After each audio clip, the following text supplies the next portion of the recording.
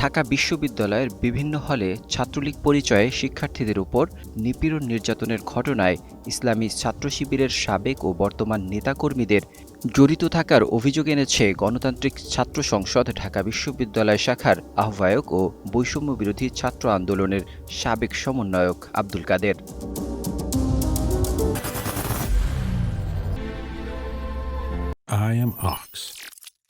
নিজের ফেসবুক পোস্টে আব্দুল কাদের অভিযোগ করেন, আওয়ামী লীগ ক্ষমতায় থাকাকালে ছাত্রলীগ হয়ে যেসব শিক্ষার্থী নির্যাতনের সঙ্গে জড়িত ছিলেন তাদের অনেকেই আগে ছিলেন শিবির রাজনীতির সঙ্গে যুক্ত। ছাত্রলীগে যোগ দেওয়ার পর নিজেদের বিশ্বস্ত প্রমাণ করতে তারা হয়ে ওঠেন অতি উৎসাহী। তিনি লেখেন, ২০২৩ সালের ২২ জানুয়ারি রাতে বিজয় ৭১ হলে শাহরিয়াদ নামের এক শিক্ষার্থীকে রাতভর মারধর করেন ছাত্রলীগের নেতাকর্মীরা। সেখানে নেতৃত্ব দেওয়া মাজিদুর রহমান শিবিরের রাজনীতির সঙ্গে জড়িত ছিলেন বলে উল্লেখ করেন আব্দুল কাদের। তবে ঢাকা বিশ্ববিদ্যালয়ে এসে ভয়ঙ্কর নিপীড়ক ও নির্যাতকের বনে যান। কাদেরের দাবি, শুধু মাজিদুর রহমানই নয়, ছাত্রলীগের ঢাবি শাখার সর্বশেষ কমিটির দফতর সম্পাদক মোসাদ্দিক বিল্লাহ ছিলেন শিবিরের সঙ্গে যুক্ত। তবে পদ পদবীর জন্য তিনিও হয়ে গেলেন কট্টর ছাত্রলীগ।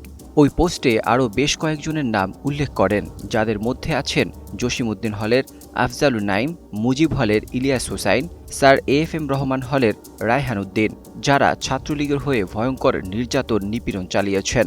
ক্ষমতা পালাবদলের পর তারা প্রকাশ্যে শিবিরের রাজনীতিতে যুক্ত হয়েছেন। ওইসব গুপ্ত শিবির সদস্যরা তদবির, তেলবাজি ও ছাত্রলীগের কালচার অনুকরণ করে পদপদবি আদায়ের জন্য কাজ করতেন। আব্দুল কাদের তার ওই পোস্টে ছাত্রলীগ হয়ে নিপীড়ন নির্যাতন চালানো এমন কয়েকজনের বিষয়ে শিবিরের তৎকালীন ঢাকা বিশ্ববিদ্যালয় শাখার সভাপতি ও বর্তমানে সংগঠনটির কেন্দ্রীয় প্রকাশনা সম্পাদক সাদিক কায়েম ফোন দিয়ে তদবির করেন বলেও অভিযোগ করেন তিনি বলেন, ৫ই আগস্টের পরে হলগুলোতে গঠিত ব্যাচ, প্রতিনিধি ও শৃঙ্খলা কমিটিগুলো মূলত শিবিরের প্রেসক্রিপশনে হয়েছে।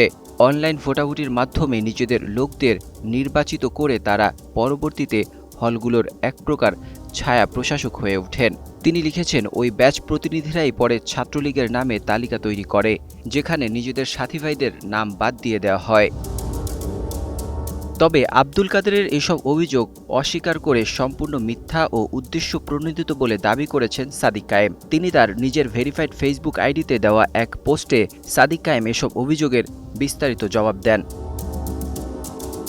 এতে সাদিক কায়েম লিখেছেন, ছাত্রলীগে লুকিয়ে থাকা শিবিরকে বাঁচাতে সহায়তা করার যে ন্যারেটিভ তৈরি হয়েছে তা সম্পূর্ণ ভিত্তিহীন।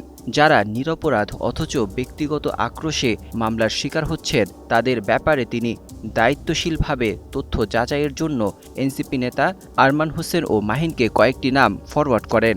এটা ছিল অপরাধী শনাক্তে সচেতন প্রক্রিয়ার অংশ। তিনি আরও বলেন, তিনি কোনো অভিযুক্তকে বাঁচাতে কোনো তদবির করেনি, বরং সে অপরাধী এবং তাকে আইনের আওতায় আনা উচিত এমনটাই ছিল তার অবস্থান। যাদের নাম স্ক্রিনশটে রয়েছে তারা কেউই শিবিরের সঙ্গে বর্তমানে যুক্ত নন, এমনকি ৫ই আগস্টের পর থেকে শিবিরের কোনো কার্যক্রমেও ছিলেন না তারা।